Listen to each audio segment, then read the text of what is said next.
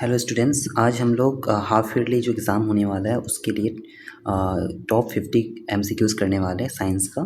जो एग्ज़ाम में जो सिलेबस में है उन्हीं चैप्टर्स से उनमें से कुछ चैप्टर्स से हम लोग कुछ एमसीक्यूज़ करने वाले हैं। Okay, so starting with the first question, what are the products obtained by anaerobic respiration in plants. So anaerobic respiration में इनमें से कौन कौन सा प्रोडक्ट्स बनता है प्लांट्स में। तो प्लांट्स में एनारोबिक रेस्पिरेशन होने से इथानॉल, कार्बन डाइऑक्साइड और एनर्जी बनता है, राइट। तो option number C will be correct.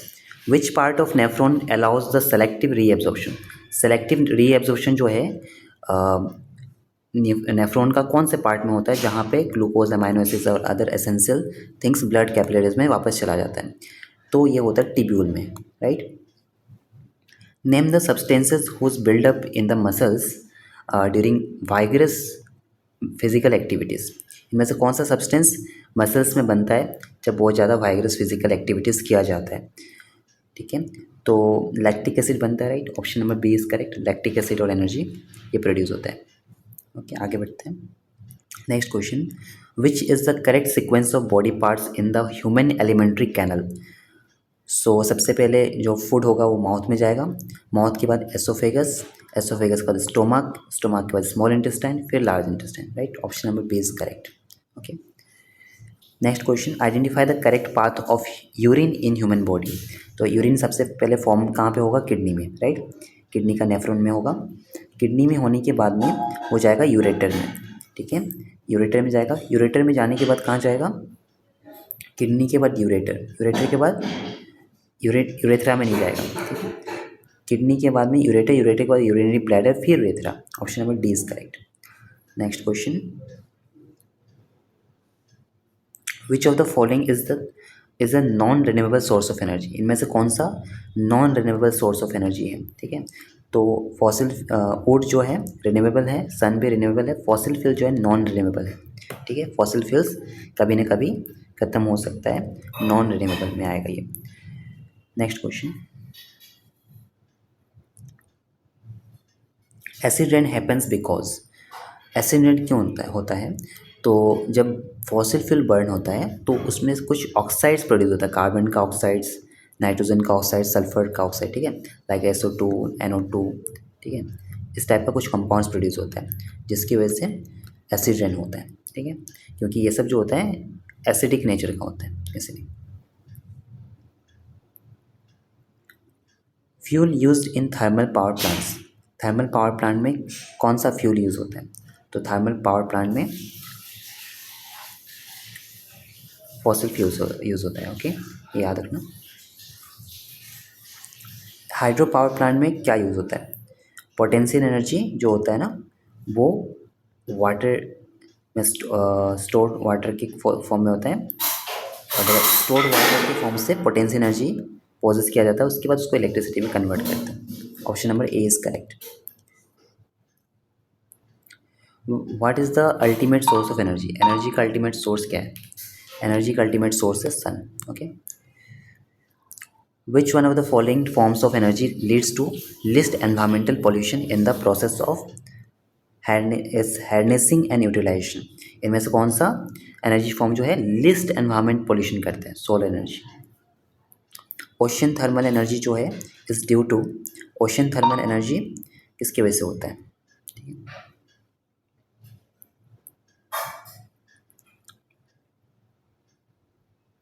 Ocean thermal energy is due to the temperature difference, ठीक है। टेम्परेचर डिफरेंस की वजह से होता है, जो डिफरेंस सी लेवल्स में होता है ना उसकी वजह से होता है। Next question number 13,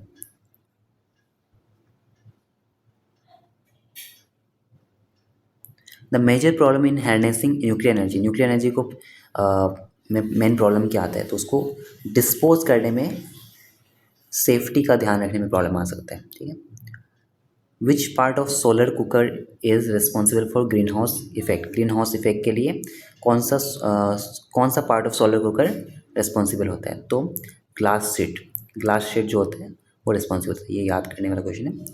the main constituent of biogas. Biogas का मेन कंस्टिट्यूएंट क्या है, methane, okay. The power generated in wind mill, जो विंड मिल में पावर जनरेट होता है वो डिपेंड किस पे करता है, उसके वेलोसिटी पे डिपेंड करता है। चूज द करेक्ट स्टेटमेंट, इनमें से कौन सा करेक्ट स्टेटमेंट है? So sun can be taken as an inexhaustible source of energy, ठीक है, सन जो है इनएक्सहॉस्टिबल सोर्स ऑफ एनर्जी, पहला वाला ही करेक्ट है। There is infinite storage of fossil fuel, नहीं, इनफाइनाइट स्टोरेज नहीं है, लिमिटेड है। Hydro and wind energy plants are non polluting, no, ये भी पॉल्यूटिंग हो सकता है। Waste from a nuclear power plant can be easily dispose off, नहीं, उसको डिस्पोज करना मुश्किल होता है। Next, in a hydroelectric power plant, more electrical power can be generated if water falls from a greater height, ठीक है, greater height से अगर फॉल करेगा तो क्या होगा, पोटेंशियल एनर्जी बढ़ जाएगा, larger amount of potential energy से क्या होगा, इलेक्ट्रिसिटी ज़्यादा इंक्रीज हो पाएगा, ठीक है, ज़्यादा बन पाएगा। विच of the following statement is correct about receptors, ये चैप्टर 7 से है, कंट्रोल एंड कोऑर्डिनेशन से। तो रिसेप्टर्स के बारे में कौन सा सही है? गस्टेटरी रिसेप्टर डिटेक्ट टेस्ट, सही बात है, गस्टेटरी जो होता है वो टेस्ट डिटेक्ट करता है, और ऑल फैक्ट्री क्या करता है, स्मेल डिटेक्ट करता है, ऑप्शन ए ही करेक्ट है। Next, number 20, electrical impulse travels in a neuron, electrical impulse सबसे पहले कहाँ आता है, डेंड्राइट में, फिर सेल बॉडी में, ठीक है, डेंड्राइट में, फिर सेल बॉडी में, फिर एक्सोन में, फिर एक्सोनल एंड में, option number C is correct. In a synapse chemical signal is transmitted from, chemical signal कहाँ से कहाँ जाता है, ठीक है, केमिकल सिग्नल जो होता है वो एक्सोन के एंड से डेंड्राइटिक एंड में जाता है, ठीक है, axonal end of one neuron to dendritic end of another neuron. Okay, next question, question number 22, in a neuron conversion of electrical signal to chemical signal occurs से, electrical signal का conversion chemical signal में कहाँ पर होता है, ये होता है एक्सोन के एंड पे, ठीक है, एक्सोन का जो एंडिंग होता है ना वहाँ पे ये होता है। विच is the correct sequence of components of a reflex arc, सब रिफ्लेक्स आर्क का करेक्ट सिक्वेंस कौन सा इनमें से?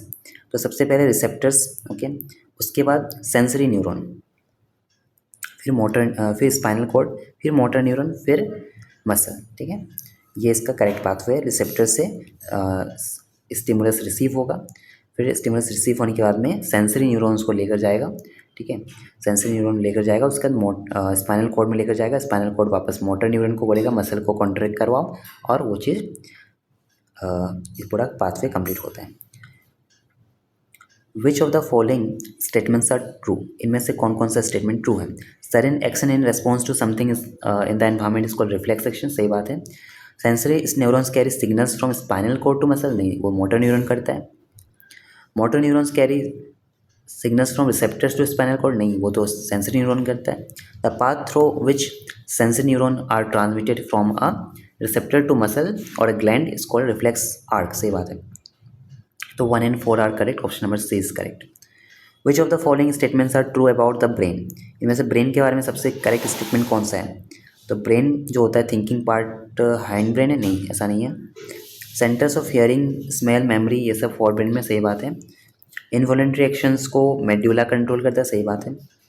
सेरेबेलम पोस्चर को कंट्रोल करता है, बट यहाँ नॉट बोला है, जो कि गलत बात है। तो option number statement number 2 and 3 are correct, तो statement number 2 and 3 are correct, so option number C is correct. Next, posture and balance of the body is controlled by, तो पोस्चर और बैलेंस को सेरेबेलम कंट्रोल करता है, ये बात याद रखना, ठीक है। स्पाइनल कॉर्ड ओरिजिनेट कहाँ से होता है? मेड्यूला से होता है। The movement of shoot towards light, light के टुवार्ड्स जो मूवमेंट होता है शूट का, वो उसे क्या कहते हैं? फोटोट्रोफिज्म कहते हैं, ठीक है। The main function of abscisic acid, abscisic acid का मेन फंक्शन क्या है? ग्रोथ को इनहिबिट करना, ग्रोथ करने से रोकता है, क्योंकि ये नेगेटिव फीडबैक देता है, right. Which of the following is not associated with growth of plants, plant का ग्रोथ के लिए कौन सा रिस्पॉन्सिबल नहीं है इसमें से? तो एब्सिसिक एसिड, ओके, क्योंकि जिबरेलिन, ऑक्सीजन और साइटोकाइनिन पॉजिटिव फीडबैक देता है, और ये जो है नेगेटिव फीडबैक देता है। Iodine is necessary for the synthesis of which hormone, किस हार्मोन के लिए आयोडीन का जरूरी होता है? ठीक है, तो थायरोक्सिन का प्रोडक्शन के लिए आयोडीन का जरूरी होता है, और ये अगर प्रोडक्शन नहीं होता है तो गोइटर हो सकता है।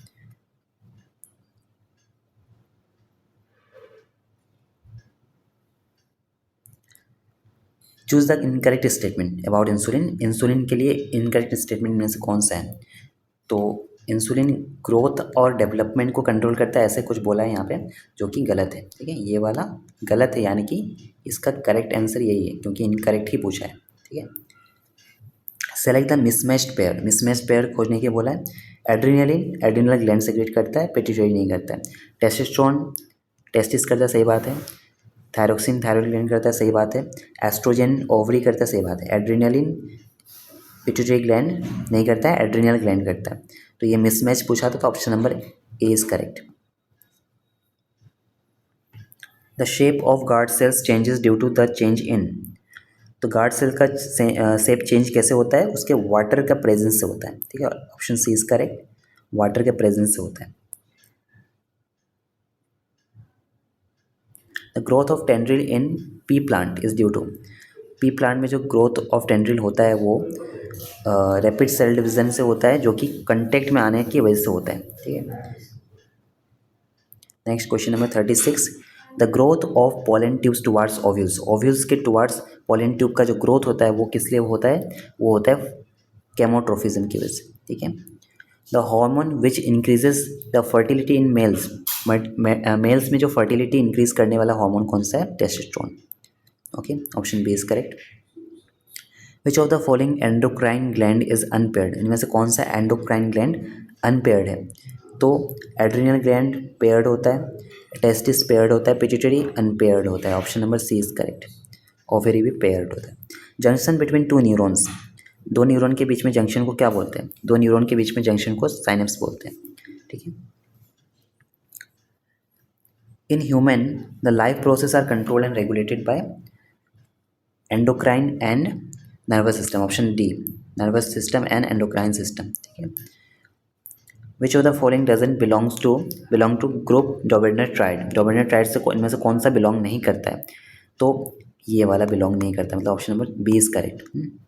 B is correct. Up to which, ये चैप्टर 5 से हो गया। Up to which element the law of octaves was found applicable. Calcium तक ही लॉ ऑफ ऑक्टेव्स जो था वो एप्लीकेबल था। ठीक है, लॉ ऑफ ऑक्टेव्स क्या था? कि हर 8वां एलिमेंट जो होता है पहले वाले से सिमिलर होता है। ठीक है, प्रॉपर्टीज के मामले में। At the time of Mendeleev the number of elements known was 63। Okay, an atom of an element has electronic configuration 2,8,2।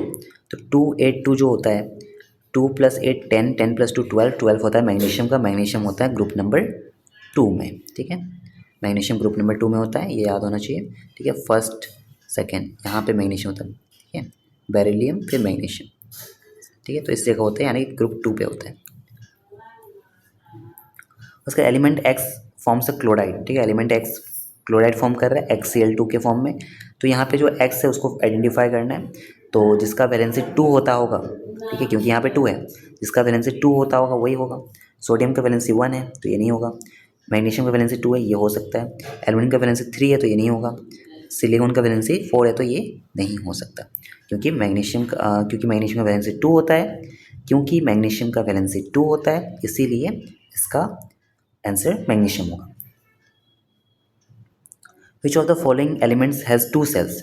ऐसा कौन सा एलिमेंट है जिसका 2 सेल्स है? ठीक है, शेल्स कितना है? 2 है, और दोनों ही कंप्लीटली फिल्ड है। तो पहला सेल में 2 इलेक्ट्रॉन होता है, सेकेंड सेल में 1 2 3 4 5 6 7 8 होता है। तो 2 + 8 कितना हो जाएगा? 2 + 8 कितना हो जाएगा? 10 हो जाएगा, राइट। तो 10 किसका होता है? नियोन का होता है। And a student learns the atomic size depends on the atomic radius. सही बात है, एटॉमिक साइज किस पर डिपेंड करता है? उसका रेडियस पर डिपेंड करता है। तो how does the atomic radius of an element in the third period changes. Third period जो होगा, फर्स्ट सेकेंड थर्ड पीरियड जो होगा, उसमें atomic size left to right जाएगा तो क्या होगा? बढ़ेगा या घटेगा? सोडियम से आर्गन की तरफ जाएगा तो एटॉमिक साइज जो होगा इंक्रीज होगा या डिक्रीज होगा? तो डिक्रीज होता है। ठीक है, सोडियम से आर्गन की तरफ जाने से डिक्रीज होता है। Option number B is correct, atomic radius decrease from sodium to argon. Okay, which of the following is the most reactive element. इनमें से कौन सा सबसे रिएक्टिव एलिमेंट है? From group 17। So reactive element वही होता है जिसका ये तुम्हारा क्या बोलते हैं, इलेक्ट्रोनेगेटिविटी ज़्यादा होता है। तो फ्लोरीन का इलेक्ट्रोनेगेटिविटी सबसे ज़्यादा होता है, ठीक है। उसको ऐसे याद रख सकता है, फोन कॉल से, FONCL, ठीक है। उसका BR वगैरह आता है, तो इससे याद रख सकता है। तो इलेक्ट्रोनेगेटिविटी इसका ज़्यादा होता है। नेक्स्ट सेम कंसेप्ट पे क्वेश्चन आ गया, FON, ठीक है। सो यहाँ पे किसके बारे में पूछा है, वैसे एटॉमिक रेडियस के बारे में पूछा है। तो एटॉमिक रेडियस किसका ज़्यादा होगा और किसका कम होगा, ठीक है। तो down the group atomic radius बढ़ता है, तो down the group atomic radius अगर बढ़ता है, ठीक है, तो वेट तुम्हें पता होना चाहिए कि यहाँ पे ऑक्सीजन है, ठीक है। तो ऑक्सीजन कहीं पे यहाँ सिचुएटेड है सपोज, ठीक है। नाइट्रोजन यहाँ सिचुएटेड है और फ्लोरीन यहाँ पे सिचुएटेड है। तो लेफ़्ट टू राइट जाने से जो एटॉमिक रेडियस होता है घटता है, डिक्रीज होता है, ठीक है। तो NOF या फिर FON, इस तरह से FON, ये ऑप्शन डी करेक्ट लगा है मुझे, ठीक है। Next last question, the inner lining of dash, किसके अंदर न्यूमरस फिंगर लाइक प्रोजेक्शंस होता है, जिसे विलाई कहते हैं। तो विलाई कहाँ पे होता है, स्मॉल इंटेस्टाइन में होता है, ठीक है। Thank you for watching.